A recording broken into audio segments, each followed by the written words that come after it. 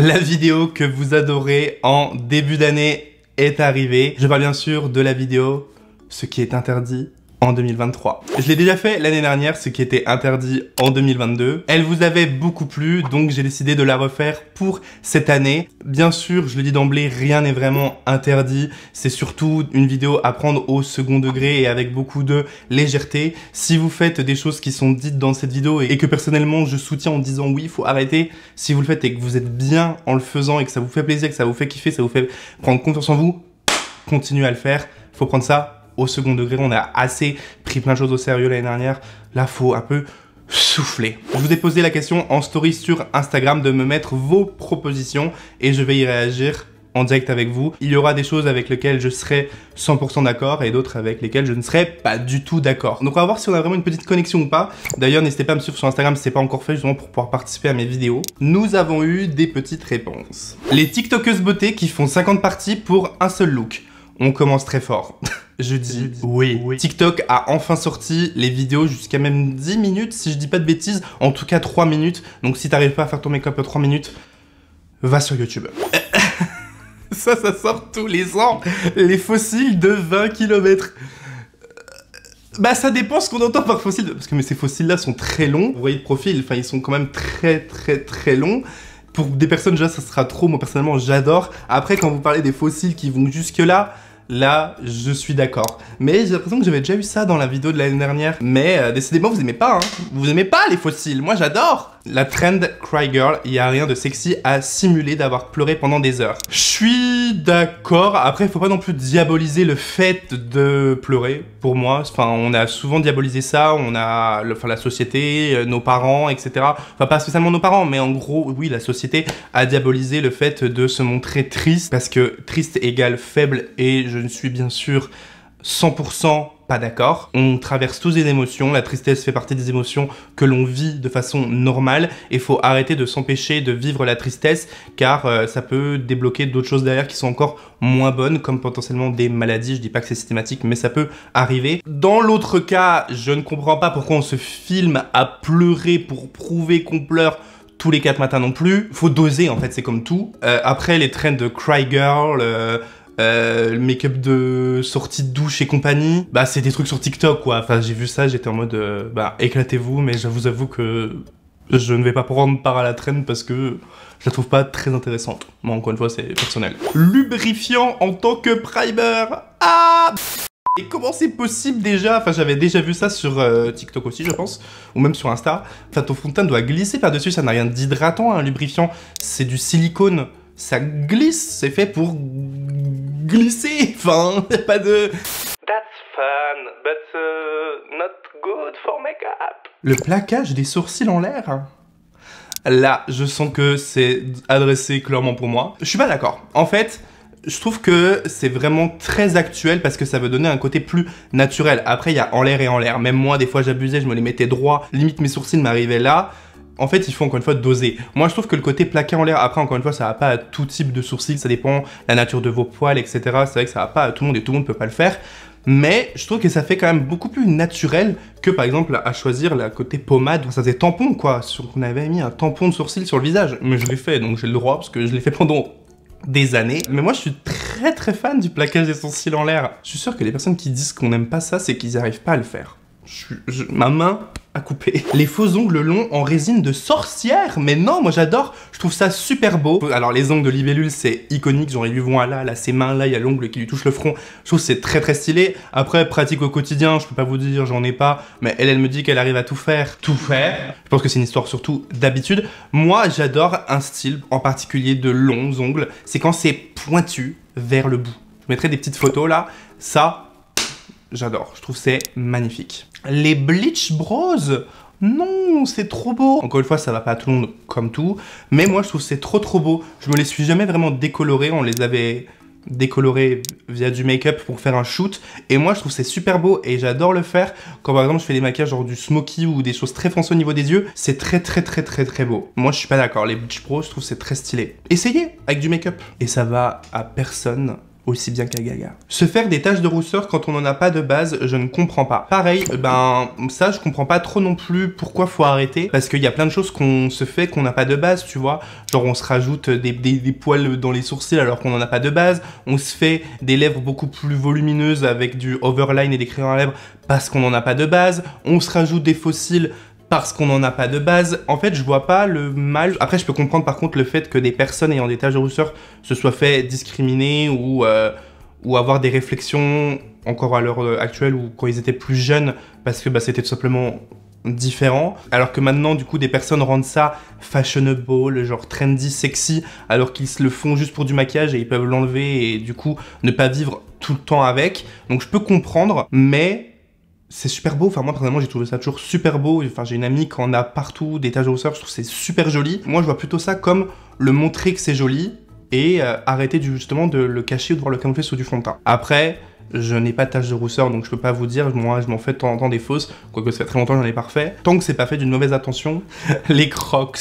I'm not a huge fan of Crocs. Et ce qui est super drôle, mais alors, enfin, je me suis fait pirater ma carte bancaire et j'ai eu quoi? 2 achats de Crocs avec ma carte bleue. Là, j'ai crié, j'ai dit à ma banquière, non, ce n'est pas moi qui ai acheté les Crocs, non, je vous confirme que c'est pas moi. Après, je peux entendre le côté très pratique, mais après, sur le côté beau, moi, personnellement, je le trouve pas. Après, c'est les goûts et les couleurs, mais je suis d'accord avec toi, faut stopper. Et alors, les Crocs à talons, on n'en parlera même pas. Je pense qu'il ne faut même pas aborder le sujet. Les filtres, j'adhère à 1000%. Personnellement, ça fait depuis début 2021, je dirais, ou alors au moins 2022, c'est sûr. Ça fait au moins 1 an, peut-être voire 2, que je n'utilise plus de filtres sur Instagram. En tout cas, plus de filtres que Instagram propose pour modifier le visage, pour embellir la peau, etc. J'utilise plus. Dans mes stories Instagram, vous pouvez aller voir, j'utilise vraiment pas de filtre. Sur TikTok, pareil, j'utilise pas de filtre pour flouter la peau, machin. Non, j'utilise pas. Après, vous allez me dire, t'as de la chance d'avoir une belle peau. Certes, bien sûr, mais on veut toujours plus. Quand j'utilisais des filtres sur Instagram, j'avais aussi la peau que j'ai aujourd'hui, mais je voulais toujours plus lisse avec des modifications, etc. Donc ça, je suis 100% d'accord. Et je sais pas si vous avez vu, j'ai publié une vidéo sur Instagram où je parlais de mon corps. Et je considère que c'est comme un filtre, le fait de se retoucher. J'ai toujours retouché mon corps. Quand je faisais des photos où on voyait un petit peu mon corps, j'ai toujours retouché parce que j'ai toujours énormément complexé sur mon corps. Et je voulais justement pas montrer du coup quelque chose que moi je n'aimais pas à tout le monde. Et donc du coup, je voulais faire croire à tout le monde que j'étais super bien foutu alors que faux, tu vois, enfin en tout cas moi je me trouve pas super bien foutu. Bref, c'est un autre débat. Donc là, cette année, j'ai décidé d'arrêter. Moi, avant, je vous montrais mon corps sans filtre uniquement quand j'avais fait du sport, je me sentais de nouveau bien et tout. Là, je voulais montrer comme il était. Donc je vous laisserai aller voir sur Instagram. Mais c'est vrai que c'est quelque chose que j'ai décidé de prendre comme nouveau tournant, tu vois, sur mes réseaux sociaux, c'est d'arrêter de retoucher mon corps. Après, sur tout ce qui est Facetune et compagnie, j'avoue que je vais, tu vois, mon nez n'est toujours pas complètement droit malgré que je me le sois fait refaire. Sujet sensible, de toute façon, il me l'avait dit et je vous l'avais dit quand j'avais fait la vidéo sur l'opération de mon nez, que c'était pas possible de me le mettre totalement droit. Tu vois, ça c'est vraiment un complexe. Sur Facetune, je vais souvent me remettre un peu le nez plus droit. Mais après, sinon, j'avoue que je mets de moins en moins de filtres et j'essaie de moins en moins de retoucher. Et c'est quelque chose, surtout en story, qu'il faudrait arrêter de faire. Les marques qui proposent du maquillage pour hommes. Je pense qu'on m'a entendu. J'ai fait plein de vidéos du coup pour en parler. Je suis pas le seul bien sûr, hein. J'ai vu que Fabien on en a fait aussi. Parce que du coup on est 2 mecs qui se maquillent et on a un peu la même vision là-dessus. Pas y revenir dessus, j'ai fait une vidéo dédiée il y a pas longtemps sur YouTube, je vous laisserai aller la voir si c'est pas encore fait. Où je teste des maquillages dites pour hommes, et je pense qu'effectivement en 2023 il serait peut-être temps d'arrêter de prendre les gens pour des imbéciles en leur faisant croire que la peau des hommes n'est pas comme la peau des femmes. La peau est un organe, ne va pas me dire qu'un rein d'homme est différent d'un rein de femme, donc non. Stop, faut arrêter. Il n'y a pas de peau épaisse chez les hommes et peau fine chez les femmes, ça existe dans les deux et compagnie. Donc ça, moi, je suis pas du tout d'accord. Surtout que la plupart du temps, c'est d'un prix plus élevé parce que c'est du marketing et au niveau rendu, c'est souvent moyen. Donc, je suis d'accord, 2023, on arrête un petit peu les marques pour hommes et on fait juste des marques universelles. Et j'ai eu beaucoup de messages me disant « Mais oui, mais regarde, les marques traditionnelles s'adressent souvent aux femmes, des modèles femmes, etc. et tout. » Oui, et ça, j'en suis aussi totalement d'accord. Ça va avec, si on veut plus de marques dites pour hommes, il faut que les marques traditionnelles, qui n'ont jamais été dites pour femmes explicitement, comme c'est le cas pour les hommes, je précise, il faut aussi que ces marques-là s'ouvrent, et je suis le premier à le dire, et je suis le premier du coup à militer entre guillemets pour, et à ouvrir ma bouche dès que je peux pour demander à ces marques de montrer des hommes en fait, de montrer tous les genres dans leur campagne, partout et pas uniquement sur les réseaux sociaux parce que c'est tendance sur les réseaux sociaux d'avoir des mecs qui se maquillent. Non, les publicités partout en fait. Et ok, ça va peut-être choquer au début, mais c'est comme ça que les choses peuvent s'imposer et pourront changer. Voilà, les gros sourcils étalés vers le haut, vous êtes méchants. Le crayon noir partout dans la muqueuse de l'œil. Non, je suis pas d'accord. J'ai vu d'ailleurs un TikTok qui disait qu'on a diabolisé ça aussi pendant des années parce qu'on avait vraiment le look un petit peu des années 2000 où on avait le crayon noir qui descendait jusque sur le cerne. Là non, tu vois. Mais je trouve qu'un crayon noir dans la muqueuse, ça peut être très joli. Tout dépend du maquillage et tout dépend de la forme de l'œil. Je suis pas d'accord. Moi, je le fais de temps en temps quand le maquillage s'y prête. Souvent quand c'est des maquillages foncés, des smokies, je trouve que ça finit le make-up et ça rajoute vraiment une touche. Parce qu'on a beaucoup dit le beige, le blanc, ça agrandit l'œil, ça l'illumine, mais pour certains make-up, ça fait tache, ça va pas non plus. Les palettes Huda au ton chaud. Alors, Huda, moi on ne regardera pas cette vidéo, s'il te plaît. Du coup, je pense que fin d'année, tu vas nous sortir une nouvelle grande palette. Parce que ces petites palettes, c'est pas pareil, ces grandes palettes. S'il te plaît, propose-nous un univers différent, des couleurs différentes, enfin... secoue-nous un peu. Tu vois, qu'on fasse... Hein, on s'y attendait pas. S'il te plaît. S'il te plaît. Les meufs qui ne peuvent plus ouvrir les yeux à cause de leur extension de cils trop fournie. Je vais pas revenir sur le sujet des extensions de cils. De toute façon, je suis pas pour ce qui est maquillage permanent tout court. Donc tout ce qui est contour des lèvres tatoué, tout ce qui est microblading, tout ce qui est faux crayon, faux machin et tout, je suis pas fan parce que j'ai l'impression que ça vieillit toujours mal dans le temps. Après j'entends surtout pour les sourcils, il y a plein de personnes qui font du microblading et ça leur sauve la vie et tant mieux. Moi personnellement je l'ai testé et je l'ai regretté parce que ça a mal vieilli et maintenant ça part quasiment plus. Parce qu'on vous dit que c'est semi-permanent, ce n'est pas semi-permanent, ça fait 4 ans que je l'ai sur mes sourcils, il est toujours là. Et on n'arrive pas à le faire partir. Et c'est la flemme d'aller me faire des tatoués, d'avoir mal et de payer je sais pas combien pour me les faire enlever. C'est pas flagrant, mais moi ça me gêne. Que réfléchissez à 2 fois. Après, c'est pas la même chose les extensions de cils. On est d'accord, ça part au bout d'un mois, c'est pas la même chose qu'un tatouage. Mais je trouve que c'est toujours plus subtil, des petits faux cils ou un petit peu plus de mascara. C'est pas mal aussi. Ah! Les collabs cachés dans toutes les vidéos, même quand elles n'ont rien à voir. Alors... je fais une petite story la dernière fois sur Instagram. En fait, il faut arrêter les créateurs de contenu, les influenceurs, les TikTokers, YouTubeurs, Instagrammeurs, tout.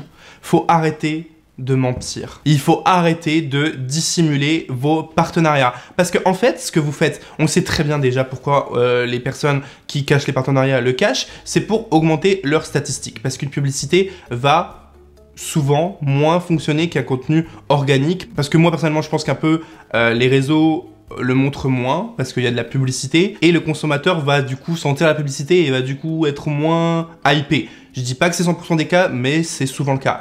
Et du coup, ces personnes qui cachent volontairement du coup le fait que c'est un partenariat, en fait, bah, ont des meilleures stats. Et les personnes qui sont honnêtes et qui précisent que c'est un partenariat, qui auront des stats un peu moins hautes du fait que c'est une publicité, bah du coup après en fait c'est juste pas fair play en fait. C'est pas fair play, en plus d'être illégal, by the way. Ça, moi aussi, j'en ai vraiment ras-le-bol. Après, d'un côté, j'ai envie de dire aussi, on peut pas taper uniquement sur la main des personnes qui font ça, parce que les marques continuent d'aller vers les personnes qui font ça. Donc ça veut dire que les marques cautionnent ça et sont d'accord avec ça. Donc, en fait, il faut que tout le monde joue le jeu, sinon on s'en sortira jamais. Mais je suis 100% d'accord, parce que franchement, moi, personnellement, ça me saoule de voir ça sur les réseaux. Les rouges à lèvres rose fuchsia, désolé, je trouve ça beau sur personne.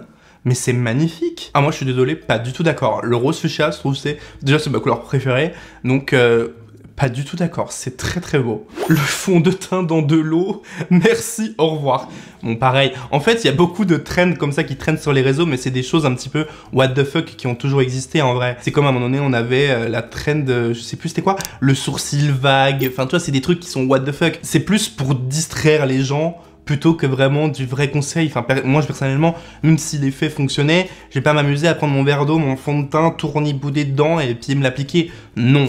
Mais je trouve que c'est cool aussi d'avoir un peu ce genre de contenu parce que bah ça distrait et c'est un petit peu what the fuck, ça marche toujours en vrai. Donc, je trouve moi c'est un peu cool, c'est un peu léger, ça change du appliquer votre fond de teint, c'est en façon circulaire, on l'a compris, tu vois. Donc, moi je trouve c'est drôle. Et on va terminer avec les règles imposées, genre pas de rouge à lèvres coloré avec des yeux beaucoup maquillés. Et je suis d'accord, et encore une fois, je le redis du coup à la fin de cette vidéo, il n'y a pas de règles en maquillage, je l'ai toujours dit. Là, j'ai donné mon avis sur des choses que mes abonnés ne voulaient plus voir, parce que c'est mes goûts personnels, mais encore une fois, si vous, ça vous fait plaisir, la preuve, vous avez tous critiqué mes sourcils vers le haut, je vais continuer à les faire, croyez-moi bien. Donc non, vraiment, c'est vraiment au second degré, vous faites bien ce que vous voulez, on a tous des goûts différents, et c'est ça qui est cool également. On n'est plus en 1980 en fait, où le rouge à lèvres devait être plus clair que les yeux, ou inversement.